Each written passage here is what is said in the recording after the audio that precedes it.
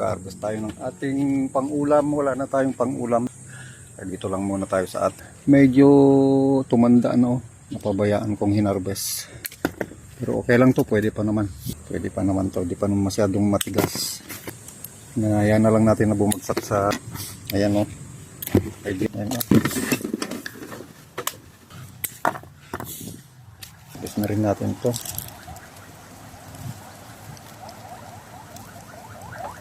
Ay.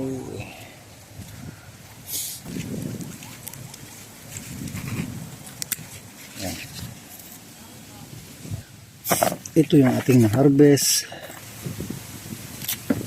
Ito. Gawin na lang natin to binhi. Yan. Tingnan ang palaya. Pero pwede pa to.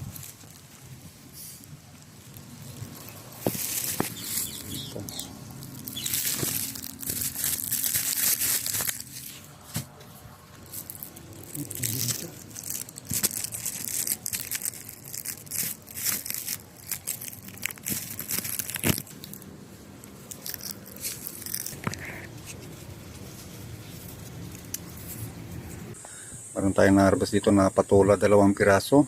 Tapos mga ampalaya. Maliliit lang itong ampalaya guys.